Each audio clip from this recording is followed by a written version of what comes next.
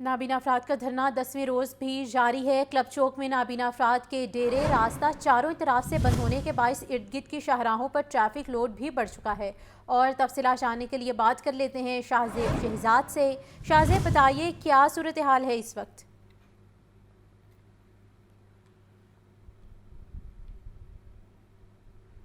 बिल्कुल नबीना, अफराद ने क्लब चौक पर अपने डेरे जमाए हुए और इस वक्त मैं यहाँ पे मौजूद हूँ। क्लब चौक को चारों इतलाफ से ट्रैफिक के लिए बंद किया गया है। नबीना अफराद किसी को भी यहाँ से गुजरने नहीं दे रहे। आज इनके धरने का 10वां रोज है, लेकिन हुकूमत से इनके मुज़ाकरात नहीं हो सके। ये नबीना अफराद मेरे साथ मौजूद हैं, इनसे बात करते हैं, जानते हैं। आप मुझे बताइएगा क्या कहना चाहते हैं? 10वें दिन भी हुकूमत ने आपसे मुज़ाकरात नहीं किए, कब तक ऐसे बैठे रहेंगे सड़कों पर? जी सर, मेरा नाम हाफिज मोहम्मद शहजाद है और मैं जिला नारोवाल से हूँ, फोकल पर्सन ब्लाइंड। नारोवाल से आप यहाँ पे आए हैं, कितने दिन हो गए आपको यहाँ पे आए हुए और अभी तक आपके मुज़ाकरात नहीं माने गए? जी सर, हमें 10वां दिन हुआ है। कल से हम इधर आए हैं। पहले हम चेयरिंग क्लास पे थे, तो सारे बात यह है हमारे मुतालबात नहीं माने जा रहे। जब तक हमारे मुतालबात नहीं माने जाएंगे तब तक हम जाने वाले इधर से नहीं हैं। दूसरी बात यह है कि सर देखिए, हम ब्लाइंड लोग हैं। हम आपके तो असल से मैडम मरीम नवाज साहब से भी एक रिक्वेस्ट करते हैं कि देखिए, करे जो मेहरबानी फर्शे जमी पर, खुदा मेहरबान होगा अर्शे बरी पर।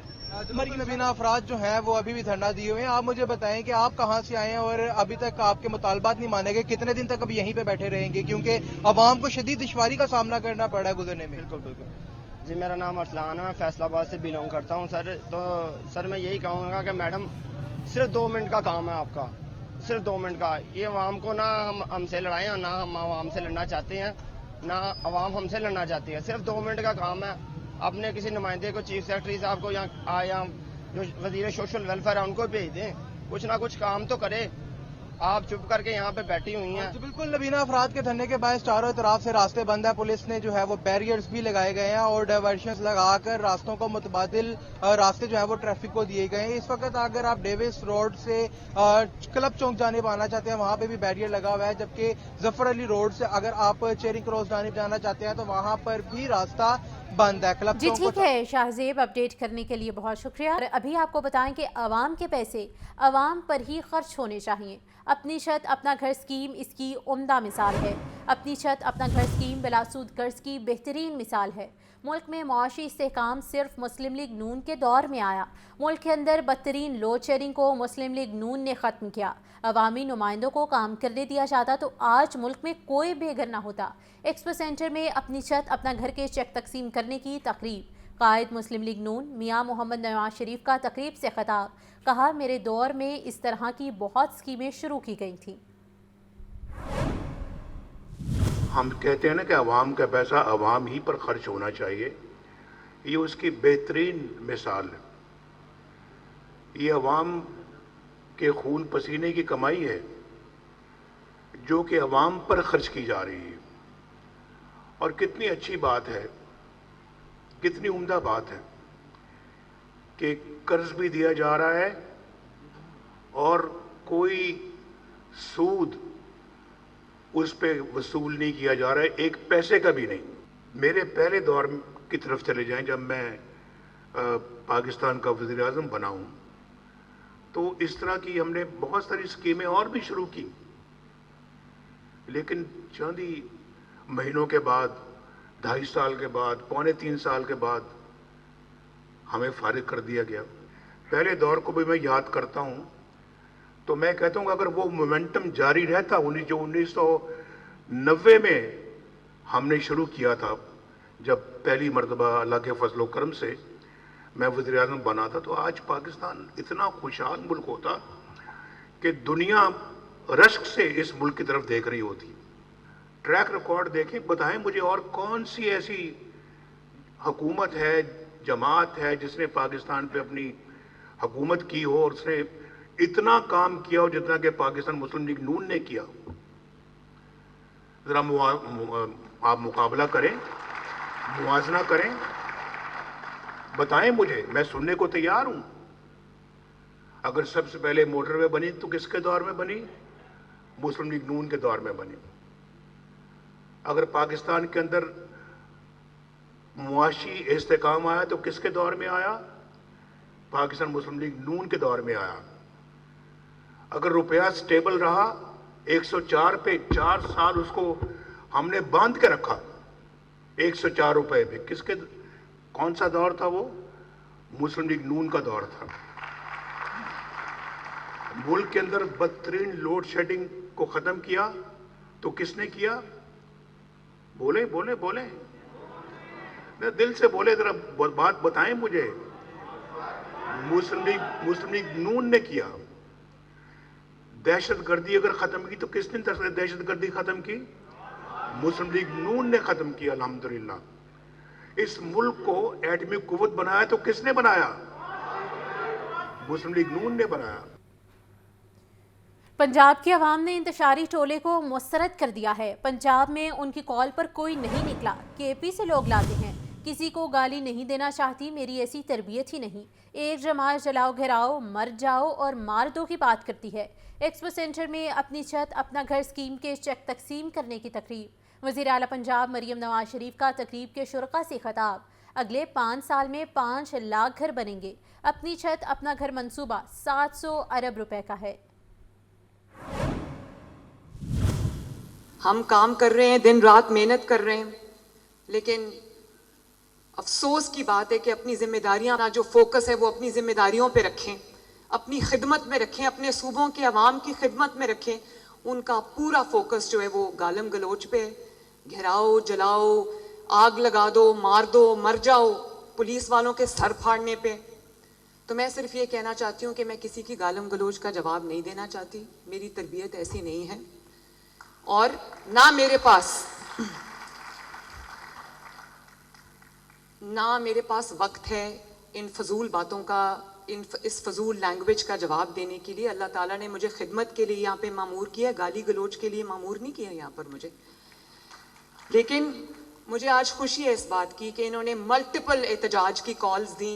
बुरी तरह पंजाब में वो फेल हुई। इनको खैबर पख्तूनख्वा से लोगों को पकड़ पकड़ के लाना पड़ता है। हमने इसको एक छोटे लेवल से शुरू किया था, लेकिन आपको ये जान के हैरानगी भी होगी, मुझे खुशी भी हुई कि लोगों का एतमाद है नवाज शरीफ साहब की हुकूमत पर कि मेरे पास ज़्यादा लोन नहीं थे इसके लिए, और हमने जो रकम मुख्तस की थी वो ज़्यादा नहीं थी, लेकिन तकरीबन 5 लाख एप्लीकेशंस जो है वो हमें मौसूल हुई और पंजाब भर से हर डिस्ट्रिक्ट का इसमें उनकी आबादी के तनासब से इक्वल शेयर है। और अभी कुछ दिन पहले हमने इसको लॉन्च किया था, इस पे काम शुरू हुआ था और अल्लाह ताला के फजल से आज हम पहले लोन्स देने जा रहे हैं। और अभी आपको बताएं कि तलबा, माजूर और बुजुर्ग अफराद का ऑरेंज लाइन और मेट्रो बस पर मुफ्त सफरी सहूलत का ये मामला है। फंड्स के फराहमी को लेकर महकमा खजाना और महकमा ट्रांसपोर्ट आमने सामने आ चुके हैं। मुफ्त सफरी सहूलत पर आने वाले अखराजात मांगने पर दोनों महकमे बोझ अपने कांधों से हटाने लगे हैं। अखराजात मांगने पर महकमा खजाना और ट्रांसपोर्ट ने एक दूसरे को खरी भी सुना दी हैं और दस्तावेजात के मुताबिक मुफ्त सफ़र की सहूलत निगरान हुकूमत ने 30 मार्च 2023 को शुरू की थी। मामला क्या है, तफसीलात जान लेते हैं ज़ैनुल आबिदीन से। ज़ैन, आगाह कीजिए सूरत हाल के बारे। ये तलबा, मजदूर अफराद और बूढ़ों को ऑरेंज लाइन और मेट्रो बस में मुफ्त सफरी सहूलियात का मामला है कि फंड्स की फराहमी को लेकर महकमा खजाना और महकमा ट्रांसपोर्ट आमने सामने आ चुके हैं। मुफ्त सफरी सहूलत पर आने वाले इखराजात मांगने पर दोनों महकमा जात ने बोझ एक दूसरे पर डालना शुरू कर दिया है। मुफ्त सफरी सहूलत पर आने वाले बकायाजात और इखराजात मांगने पर महकमा खजाना और महकमा ट्रांसपोर्ट ने एक दूसरे को खरी सुना दी। ये दस्तावेजी जंग में महकमा खजाना ने कहा कि जब से मास ट्रांजिट बनी हर काम के लिए हुकूमती खजाने की तरफ देखा जाता है, जिस पर महकमा ट्रांसपोर्ट ने मौक़िफ़ इख्तियार किया कि मुफ्त सफरी सहूलत की फराहमी का मंसूबा महकमे ने नहीं बल्कि पंजाब हुकूमत ने किया है। ये पंजाब हुकूमत का इक़दाम है, इसीलिए फंड्स की फराहमी भी सरकारी खजाने से होगी। इसके जवाब में महकमा खजाना ने यह भी कहा कि बजाय इक़दाम से जान छुड़ाने के इस इक़दाम को अपनाना चाहिए। बार बार इखराजात के लिए सरकारी खजाने का मुंह करने की बजाय अपने ज़राए आमदन बढ़ाए जाएं। पूरी दुनिया में ट्रांसपोर्ट सिस्टम अपने नॉन फेयर रेवेन्यू बढ़ाकर सब्सिडी मांगने की बजाय खुद फंड फराहम करता है। महकमा खजाना ने यह भी कहा कि सर्दियों की छुट्टियों तक मुफ्त सफरी सहूलत की फराहमी के इखराजात दिए जा सकते हैं। बादअज़ां इस इक़दाम के लिए खुद फंड फराहमी का प्लान जमा करवाएं। महकमा ट्रांसपोर्ट ने इसका जवाब दिया कि नॉन फेयर के लिए इक़दाम कर रहे हैं, जल्द रेवेन्यू भी बनाना शुरू कर दिया जाएगा। दस्तावेजात में ये भी हकायक सामने आए कि मेट्रो बस और ऑरेंज ट्रेन में जो मुफ्त सफरी सहूलियात का आगाज है वो निगरान दौर इक़्तिदार में 30 मार्च 2023 को शुरू किया गया। अब तक इसके 3 फेज मुकम्मल हो चुके हैं और 3 फेज मुकम्मल हो चुके हैं। बहुत शुक्रिया जैन। अस्पताल की हेड नर्स और चीफ नर्सिंग सुप्रिटेंडेंट के खिलाफ दरख्वास्त शहरी ने महकमे सेहत से दोनों के खिलाफ कार्रवाई का मुतालबा कर दिया है। दरख्वास्त में इल्ज़ाम आयद किया गया है कि म्यू अस्पताल की हेड नर्स 5 साल से सरकारी ड्यूटी से फरार है। Chief nursing superintendent head nurse Nazia Bakhsh की पुश्त पनाही कर रही है। डीजी नर्सिंग पंजाब का इस हवाले से कहना है कि हेड नर्स किसी दूसरे कॉलेज में सिर्फ विजिटिंग फैकल्टी के तौर पर पढ़ा सकती है। तफसीला जान लेते हैं सज्जाद हुसैन से। सज्जाद, बताइए इस मामले बारे। जी बिल्कुल जी, म्यू हॉस्पिटल लाहौर में हेड नर्स और चीफ नर्सिंग सुप्रिटेंडेंट के खिलाफ दरखास्त दायर कर दी गई है। शहरी ने महकमा सेहत को दोनों के खिलाफ जो है वो कार्रवाई का मुतालबा कर दिया है। म्यू अस्पताल की हेड नर्स 5 साल से सरकारी ड्यूटी से फरार है। दरखास्त का मतन है, दरखास्त में बकायदा कहा गया है कि chief nursing superintendent head nurse Nazia Bakhsh की पुष्पनाही कर रही है। हेड नर्स नाजिया ने अपना नर्सिंग कॉलेज और अलाइड स्कूल को रखा है। हेड नर्स नाजिया सुबह 8 से शाम 5 बजे तक निजी कॉलेज में बतौर प्रिंसिपल रेगुलर तौर पर जो है वो ड्यूटी दे रही है। हेड नर्स नाजिया के कैवली ग्राउंड में वाक़या निजी स्कूल में फैकल्टी नामुकम्मल है। दरखास्त में कहा गया है कि निजी स्कूल की तालबात, नर्सेज और पैरामेडिक्स का स्टाफ जो है वो किसी अस्पताल में भी प्रैक्टिस नहीं कर रहा है, जो कि एक गैर कानूनी इकदाम है। शहरी इरफान अहमद ने दरखास्त में कहा है कि head nurse Nazia, chief nursing superintendent और निजी कॉलेज के खिलाफ जो है वो कार्रवाई अमल में लाई जाए। इस हवाले से जो है नाजिया बख्श का मौक़िफ़ है कि मैं निजी स्कूल में आर्जी तौर पर प्रिंसिपल हूँ, जबकि दूसरी जानब डीजी नर्सिंग का कहना है कि हेड नर्स किसी दूसरे कॉलेज में सिर्फ विजिटिंग फैकल्टी के तौर पर काम कर सकती है।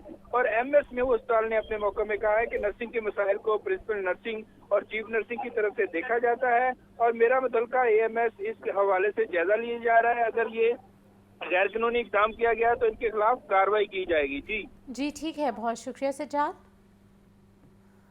डीसी लाहौर सैयद मूसा रज़ा और DG Benazir income support Arshad Liaquat Chaudhry की ज़ेर सदारत इजलास का इनेकाद हुआ है, जिसमें बेनज़ीर इनकम सपोर्ट से मुतल्लिक पेशरफ्त का जायज़ा लिया गया। शहर में 2,67,998 मुस्तहिक अफराद बेनज़ीर इनकम सपोर्ट से मुस्तफ़ीद होंगे। डीसी लाहौर का इस हवाले से कहना है कि मुस्तहिक अफराद को इज़्ज़त और तकरीम के साथ उनका हक दिया जा रहा है। आपको बताते चलें कि डीसी लाहौर सैयद मूसा रज़ा और DG Benazir income support program Arshad Liaquat Chaudhry की ज़ेर सदारत इजलास का इनेकाद हुआ।